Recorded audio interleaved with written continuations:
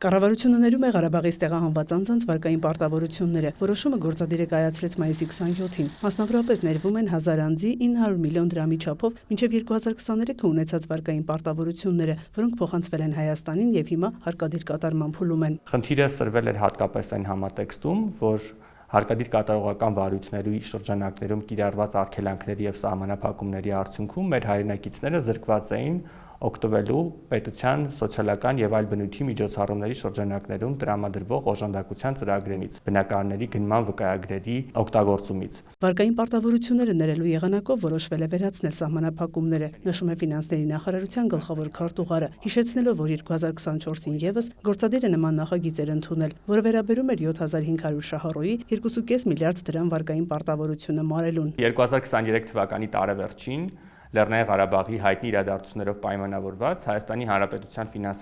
ֆինանսաբանկային համակարգը որոշակի խնդիրների առաջ էր կանգնած։ Այդ նպատակով կառավարությունը ժամանակին շուրջ 300 միլիարդ դրամի գործարքի գնաց Հայաստանի Հանրապետության ֆինանսաբանկային համակարգի հետ, որի արդյունքում կառավարությանը զիջվեցին Լեռնային Ղարաբաղի իրավաբանական անձանց, Լեռնային Ղարաբաղի կառավարության եւ Լեռնային Ղարաբաղի առանձին ֆիզիկական անձանց պարտավորությունները։ Դրա դիմաց կառավարությունը բանկային համակարգին փոխանցեց պետական գանձապետական պարտատոմսեր։ Այլ կերպ ասած, եթե մինչև այս գործարքները,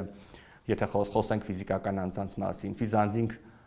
պարտավորություններ ունեին ֆինանսաբանկային համակարգի հանդեպ, գործարքի արդյունքում պարտավորությունը փոխանցվեց կառավարությանը։ Նախորդ անգամ կառավարությունը որոշել էր ներել տեղահանվածների գրավի դիմաց վերցրած վարկերը եւ վերադարձնել գրավի առարկա ոսկե իրերը։ Հետո ըստ Հարությունյանի ի հայտ եկավ հաջորդ խնդիրը, որ մինչև կառավարությանը փոխանցելը բանկերը դատական հայցեր էին ներկայացրել անձանց դեմ, որոնցով էլ կիրառված էին սահմանափակումներ, արգելանքներ, հարկադիր կատարումն ապահովող ծառայությունում։ Դրանք խնդիրներ էին ստեղծում ոչ միայն աջակցության ծրագրերից օգտվելիս։ Այն քաղաքացիները, ովքեր աշխատում են այլևս Հայաստանի Հանրապետությունում եւ ստանում են եկամուտներ, աշխատավարձի, նույնիսկ կենսաթոշակի տեսքով, ապա այս հարկադիր կատարողական վարույթների շրջանակներում որոշակի բռնագանձումներ եւ արգելանքներ են կիրառված քաղաքացիների եկամուտների նկատմամբ։ Ներման գործարքների արդյունքում կվերանան նաեւ այդ սահմանափակումները եւ բռնագանձումները։ Նոր որոշումը վերաբերում է վարույթներին, որոնց հիմնական գումարի չափը յուրաքանչյուր վարկառուի մասով պետությանը փոխանցելու օրվա դրությամբ չի գերազանցել 5 միլիոն դրամը։ Ըստ Հարությունյանի դեռևս կան անձինք, որոնք ունեն վարկային պարտավորություններ, բայց ընդունված որոշումներով նվազագույնի է հասցվել ֆիզանձանց թիվը,